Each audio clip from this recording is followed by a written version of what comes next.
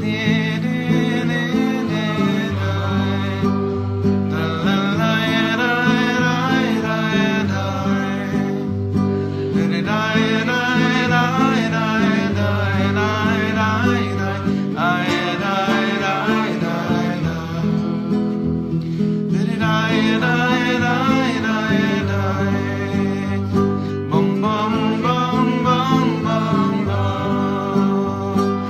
I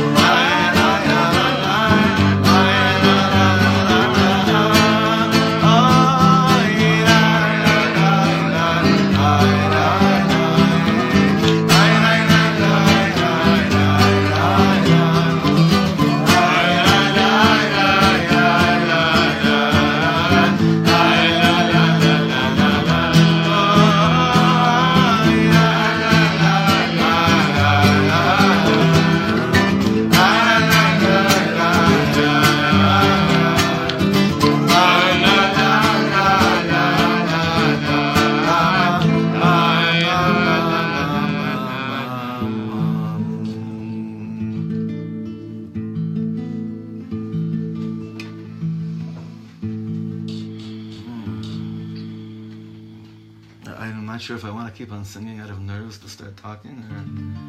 Yeah. I think so.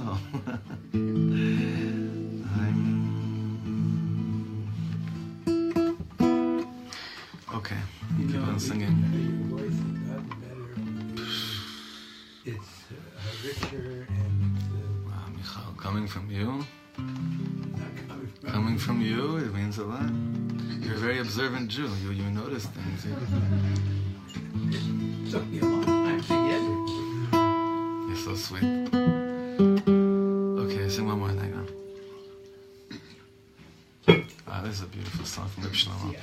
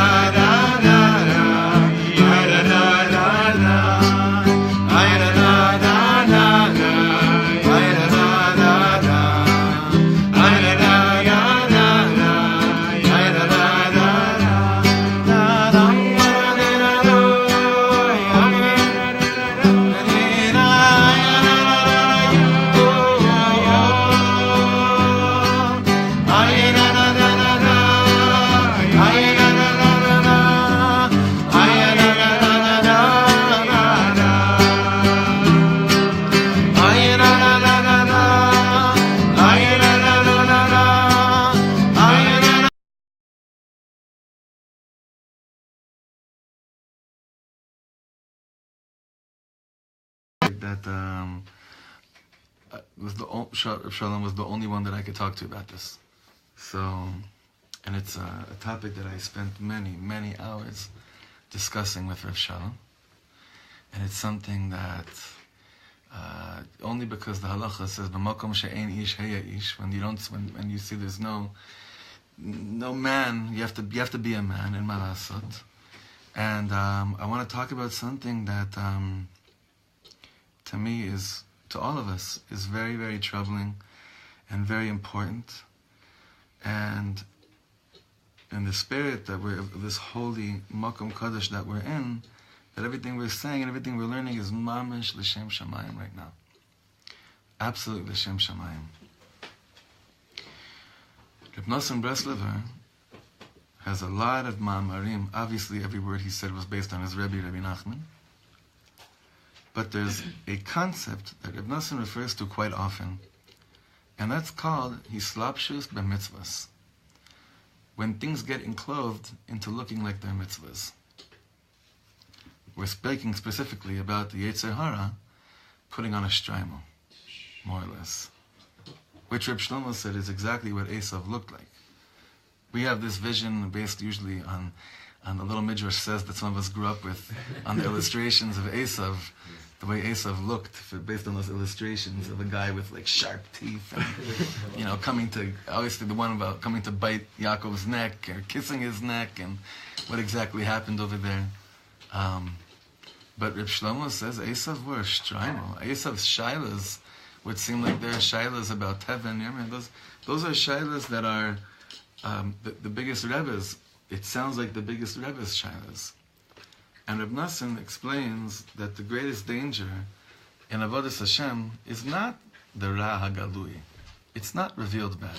Because hopefully with revealed bad, you have to be a real shmendrik to not know how to approach Ra Galui, bad that's revealed. The shaila is when Ra and Yetzer Hara and Lashon Hara it looks like it's Esav and a shtreimel. And it has the most convincing agendas that this is mamish kodesh kadashim. That is the Yetzer Hara. That is the danger. That is obviously when it looks and sounds and smells like kodesh kadashim. That's when it's really a problem. And Reb Nosson refers to this throughout Likutei Halachos, throughout a lot of places. A lot of the tzaddikim speak about this all the time. And obviously in many, many of the teachings of Reb Shlomo, he always speaks about Amalek. Amalek's sneakiness is not that he tells you to not keep Torah and mitzvahs. He always tells you, a classic teaching from Reb Shlomo was that Amalek comes and tells you, keep it, but you and I both know that it's not worth putting an ounce of heart into this, but you should still keep it. It makes you feel good. Anyway, these are examples of how the sakana of when the Yetzer Hara is mitlabesh b'mitzvahs. Mamish puts on a garment called the mitzvah. And it looks like it's coming out to you and telling you very holy things, and that what you're saying is very, very holy. So without beating around the bush, there's mountains and mountains. Every year this happens around the yahrzeit of stuff that mountains of hitlapshuyot b'mitzvot, a lot of things being enclosed in the name of mitzvahs when it comes to the light of the ish shalom, of the man of peace that Reb Shlomo was. And every year it seems to come and go, and this year a bit more come, not yet go. And the only reason why I'm sharing any of this has nothing to do with Reb Shlomo. I don't think that he needs us to stand up in his name. I think the Torah needs us to stand up in her name. I think it's kvod Torah, something. The covet of the individual, you could say maybe it's for him. I don't know. I don't even know what that means. But I know that each year is obligated to stand up for Kavod Torah, no matter what. Kavod Torah. This is a makom where we learned Reb Shlomo's Torah for years and years and years.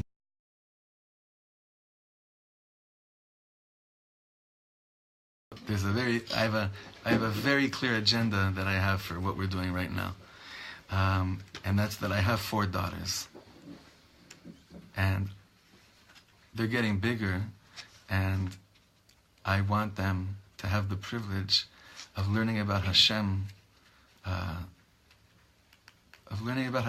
the Torah, and Avram, Yitzchak, and Yaakov, and Sarivka, Rachel, and Leah, through that depth and Mesiras Nefesh that is found in every single letter of Reb Shlomo's Torahs. So it is an agenda. It's my children. Sorry, I lied. It's not no agenda. But Alavai, I could say that agenda is also covered at Torah. I believe it is, because you want to be Malech Chen Alam Deh. You want to grant people the access to the Torah in a way that you believe it's what will really mekasher the neshama to the inyan. But I want to speak very, very clearly about Reb Shlomo teaching us about how to learn Hilchos Lashon Hara from the Chafetz Chaim. This is Reb Shlomo teaching us Chafetz Chaim right now. It's very rare. We looked at a piece of this once in Efrat a few years ago, but I find it to be very, very shaykh to today. It's 2 pages. I didn't have time to staple it. I'm sorry. We could pass these around.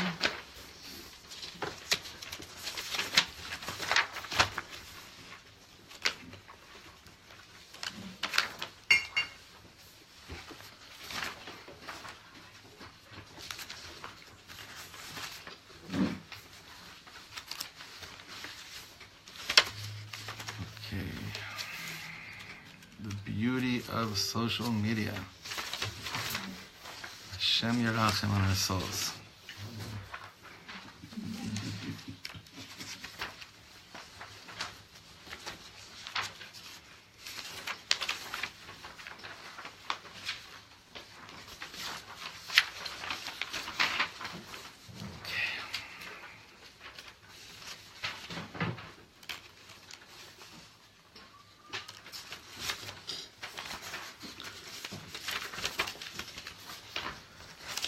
How are we doing? Almost. Did it watch? Did it go by? Do you have? Does everyone have here? Does everyone have a copy? Here you go. One more. Okay. Thank you very much. Right. We're all good. We have it. Judy, you have it. Okay. I like the title, The Heterium of Lashon Hara. The Heterium of Lashon Hara. But how can you? That's basically, we could actually go home. Yeah. The truth is, you don't have to read past the text. The text says almost everything that we're just gonna. It's just gonna be a perush on this title, the Heterium of Lashon Hara. But how can you?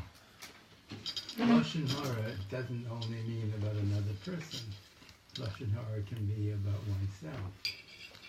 So if you don't mind me saying, probably the oldest one here, so I can say whatever I want.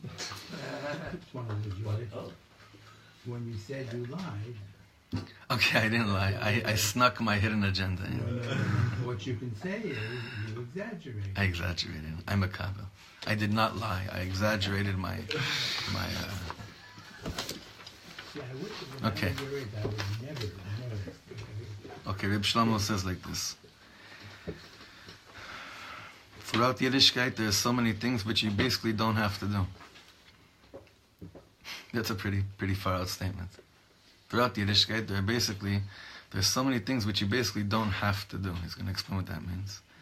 You can get away with everything. You can get away with a million things. You know, like heter shopping, like for instance. Anybody go on a heter shopping spree? A heter shopping spree. No? Or you just shop around wherever you can for heterim all the time, right? No one ever went on a heter shopping spree? Buying or just looking? Interesting. I don't know. Right, depends on the mitzvah, I guess. I don't know. A heter shopping spree. Does it say anywhere that you have to say good things about Israel? Someone can come to the Holy Land and walk away saying, I came to Israel, I saw a few good things. I also saw a few terrible things. It's not Lashon Hara for me to say it because everybody knows it. But you know what? How could you? How could you? You'll ask me about my children, and I'll tell you that there are a few good things about them and a few things are bad. I have a right to say it. I'm their father. But how could you? We live in this very, very funny world of free speech. Tap that in with the obsession of social media. So everyone has, of course, they have a right to say whatever they want. But how could you? I'll ask someone about their wife, or about their husband. They'll tell me that a few parts are good, a few parts are bad. I have a right, it's true. You ask me for the truth, and I'm so much into emes, I would die for the truth. I'm known in the whole world that I am only telling the truth. Yeah, it's beautiful, but woe to that kind of beauty. Shlomo, can I tell a quick little thing? When your daughter Aura was a baby, you sent me an email really, really, like early in the morning, and I wrote back, what are you doing awake? And you said, your daughter likes to daven Vatika. Another father would say, this kid is waking up at 4 o'clock in the morning, she's making me crazy. You just caught me on a good day. Or only when I had 2 kids, maybe. I told you to teach her how to daven Beit Bo to do Right.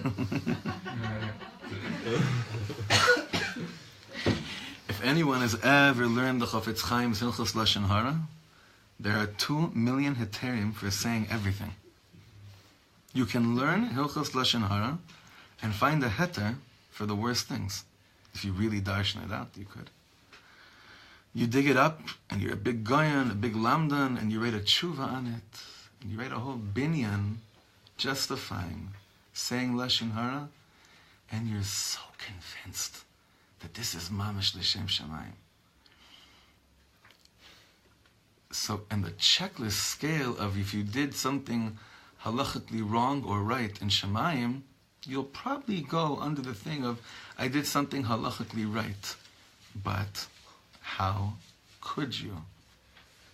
How could you? Last week, a boy asked me about a girl for a shidduch, and Baruch Hashem, the famous example, the Chofetz Chaim says that by shidduch you're going to tell the truth. Baruch Hashem, gewalt did I let loose. It was the greatest day of the week. Baruch Hashem, I mamish had to tell the truth. The people are so excited to use this heter when it comes to, there's 2 main inyanim in the Hilchos Lashon Hara by the Chofetz Chaim. One is shidduchim and one is a business deal, right? So people hear that concept, and it says a lot about you. If you actually have any ounce of excitement towards the moment, or if you feel even good about it afterwards, it's like, okay, I have a chiyuv to warn somebody, but it should kill you that's a chiyuv that you feel you have to do. It should actually put you in your spot, that's actually something that on any level is something that you're way too fast to be shalom with. That you're way too fast to be shalom with. So it's beautiful for Dallas or for Houston. He must have been in Texas when he was saying this teaching, right? But it's not beautiful for Yerushalayim, Ir HaKodesh. Now, this line has a lot in it. It's an insight into the whole Eretz Yisrael, for lack of better terms, hashkafa of Reb Shlomo. Is that what's the galut yid? What is the Yehudi galuti? What is exile? Exile is a place where I'm okay with just getting by. I'm okay with survival. Thriving is not an option for me. So I'm okay with just getting by. But Eretz Yisrael is not about survival anymore. It shouldn't be, at least. Eretz Yisrael is so much more. So in Chutz La'aretz, and we're talking about Avira de Chutz La'aretz as well. I know a lot of Eretz Yisrael Yidden that are in America right now, and they're doing whatever they're doing, like Moshe Weinberg, the Tzaddikim, the Eretz Yisrael Yidden doing big tikkunim in America. But the mindset that allows you to really be okay, not just not be excited, but even be really okay with, or seeing how easy you're persuaded and convinced to build a binyan based on Lashon Hara, even if you really are convinced that there's something to it, that's galus. I feel weird saying this in front of Lori, but the PSS now has a big piece on the Bnei Machshava Tova that we're working on right now with our Chavra and Efrat spending weeks on it. That's the piece of how does a person, what a privilege a person needs in order to catch the initial moment of armumiyut, which means conniving. It lasts for maybe a split second. But the Ish Kodesh says what happens is that you kind of convinced that there's something here to it, and you go into the world of building something upon a moment of armumiyut, and then you can't even find your way back anymore because you don't remember where you started. But it's not that the binyan is sheker, but there's one bolt, there's one piece in the puzzle that it's all based on, that is on armumiyut, that it's on sheker. Sheker, or in this case, it's even based upon emes, but it's Lashon Hara. Especially Lashon Hara with zero to'elet. Zero. Esav says you have all the to'elet in the world. That's Esav's Torah. Esav's Torah is, are you kidding me? In the name of modernity, or whatever you want to call it. We're in a world now that we're free enough to speak Lashon Hara a bit more freely. It's a beautiful new era. That's Esav. Pashut. But here he says that's not just Esav. He's saying that's Dallas, not Chalila, specifically Dallas. It's not Yerushalayim. Yerushalayim is something else. So look what he says here. I want you to know that the Beis HaMikdash was destroyed because we hated each other.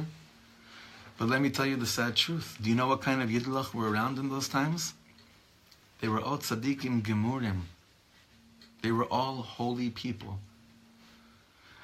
Before they hated each other, I'm sure they looked up the Chafetz Chaim.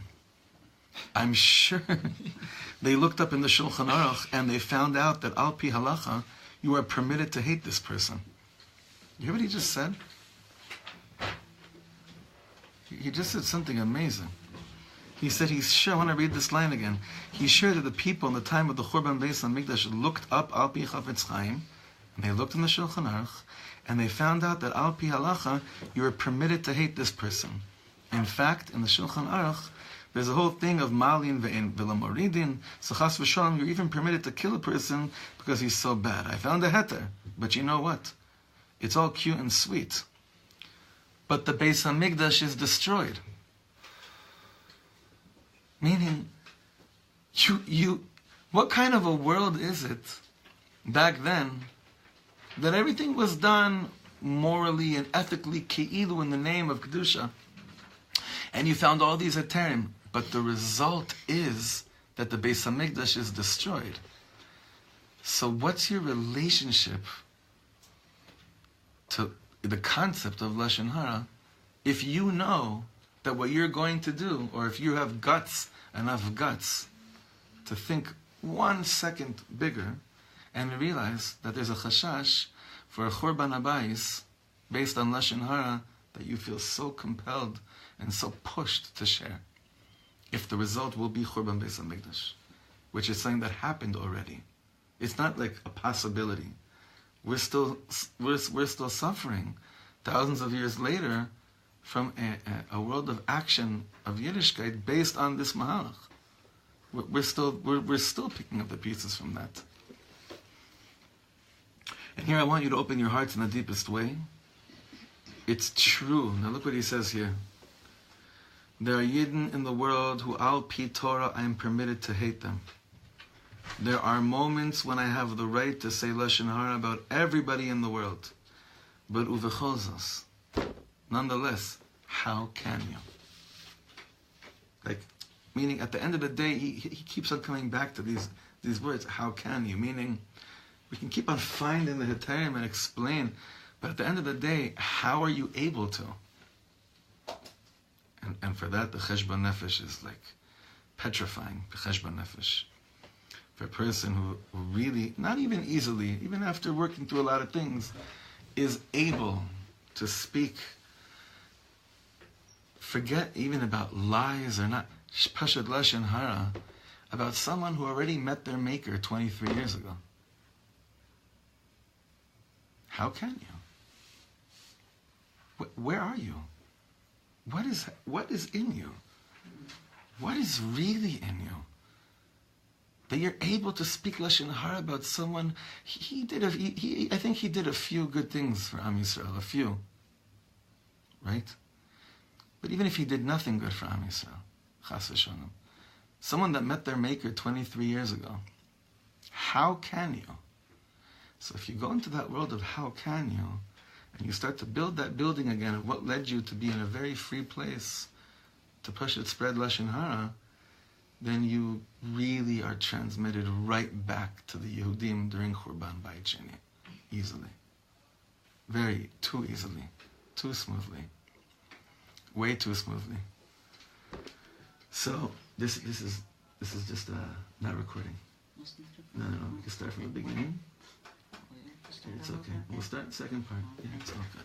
Thank you. No problem. Bottom paragraph. Without sounding commercial. Every Saturday night from 11:30 till 1, I have a little radio show. One time it was Rosh Chodesh Shvat, and I talked about hitting children because Chodesh Shvat is the big month of hitting children. You ever hear this? No. Shvat. You never heard this? It's a whole twist. Shvat is the same letters as Shevet. What's the Lashon there? Chosech Shivto, Soneh Bno. Spare the rod and spoil the child. I have got to hit. I mean, there's a whole old school Torah about this, right? So I was talking about it, and I said that maybe before Auschwitz, it wasn't so terrible to hit children. But anyone who is hitting a Jewish child after Auschwitz belongs right there in Auschwitz, because he's continuing Auschwitz. The time for hitting children is over. That's it. That's what he said, okay? That's pretty far out, but, he was far out. Gewalt, did I have calls all night long? It was heartbreaking. People would call me up and tell me I'm against the Torah. It's amazing. People's concept of Kavod Torah is calling someone that says, it talks so against hitting children, but their concept of Kavod Torah is calling that person and telling them that you're against the Torah. Like, that's what's burning in a person. We're talking about what leads, where are we? That these are the conclusions we come to. That he's getting calls after talking so vehemently against hitting children, that people call in the name of the Torah, and today in the name of all forms of very, very unclear justice, in the name of the Torah, that Lashon Hara is being said about somebody. It's always in the name of the Torah. Always in the name of God. They're quoting Midrashim left and right. I only said to them one thing. Friends, you can quote to me from here to eternity. But the question is, how can you? Again, he goes back to, he's saying, like, okay, you're right, Mazel Tov, but how can you? It's like there's this vacuum, this space between what I might come to a conclusion may be right, and what leads me then to on an action level, is a crazy zach. That's why the Alter Rebbe, the whole world of the Alter Rebbe is refining each stage of Machshava, Dibur, and Ma'aseh, and making sure each time something travels from here to here, there's emes that travels with it as well. Because can you imagine if what was coming out of our hands on a level of Ma'aseh didn't have to go through any refining from the time of the Moach? Do you know what would happen in this world? Do you know what happened in this world if there was no gap between what things we think about and things that come out of our mouth? A churban. So, guess what? It's a machala of this world right now. It's a machala in this world right now. An illness. It's an absolute illness where there is no space from here to here. Today's day and age, with the instant gratification, the instant expression. Hey, I have access to share my thoughts right now with the world. If I'm saying Lashon Hara now, there's, Reb Shlomo has 2 daughters. He has 6 grandchildren. Whatever. There's still, there's the bigger world, right? It's not even part of the thinking.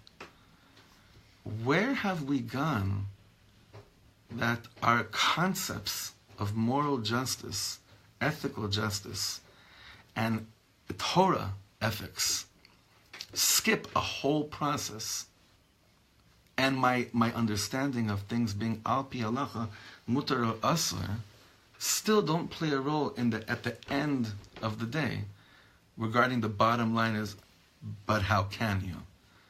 And the example given here is, you can tell me every midrash in the world that you're allowed to hit your child. You can even show me a midrash that Moshe Rabbeinu mamish spanked his Gershon Eliezer. Mamish, bring me a midrash like that, right? What are you trying to say? You're also going to do that and go marry 4 women like Yaakov Avinu? Like, what are we talking about anymore? Zalman used to always speak about paradigm shifts, right? Isn't that the name of his main sefer, right? And there's still this huge, tremendous paradigm shift with the prots of how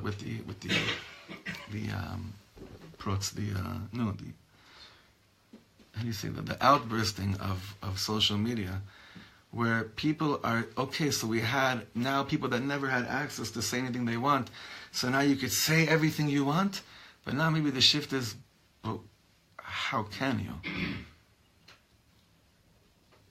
Okay, so let's go back to that place of how can you?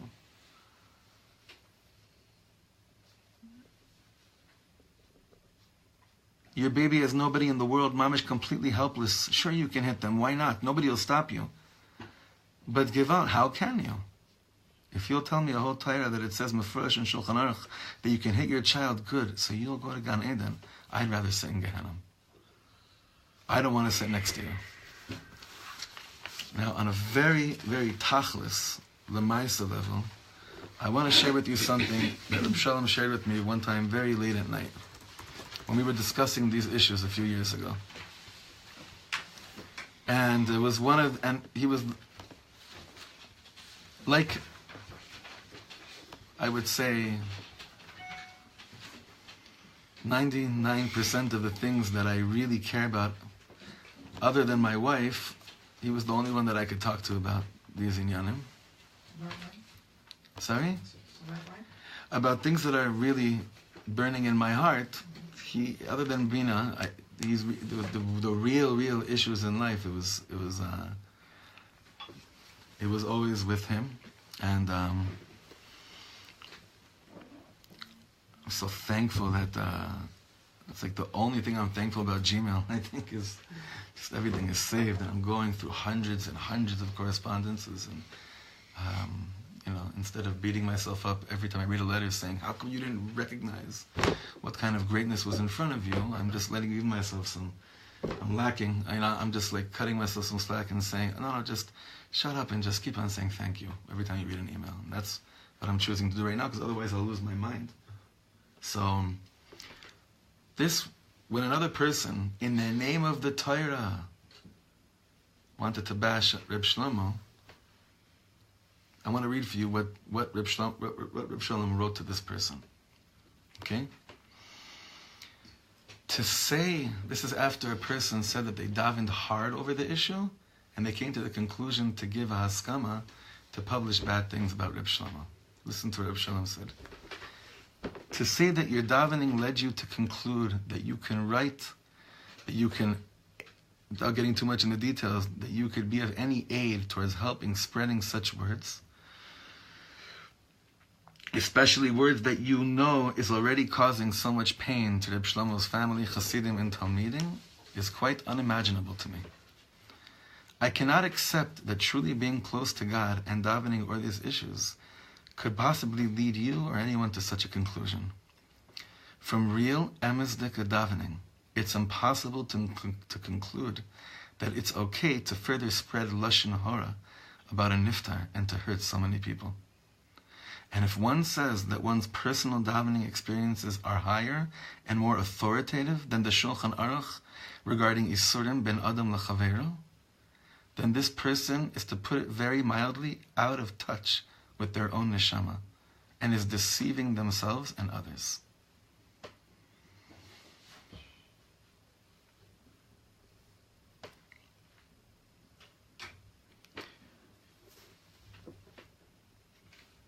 Endorsing such a project will in effect give a hechsher for people to place their personal spiritual experiences and themselves above the Torah, even in matters of ben adam l'chaveiro.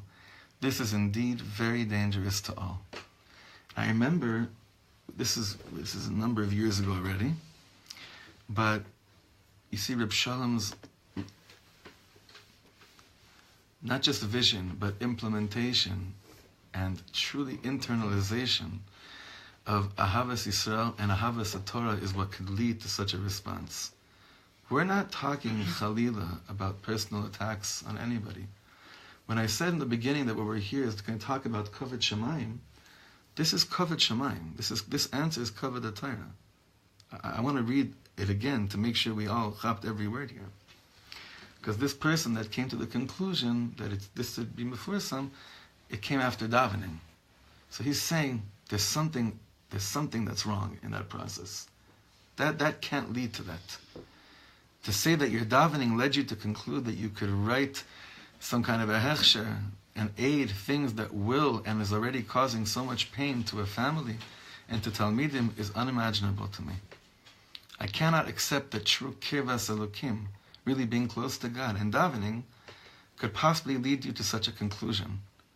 From the real emesdika davening, it's impossible to conclude that it's okay to further spread Lashon Hara about a niftar and to hurt so many people. What is he kind of saying over here? But how can you? Meaning, but how can you? Keeps on coming up over here. Like, how can you come to a conclusion like this? Especially when you're saying it's coming after davening. You see, you have to really be open for a cheshbon nefesh deep down inside.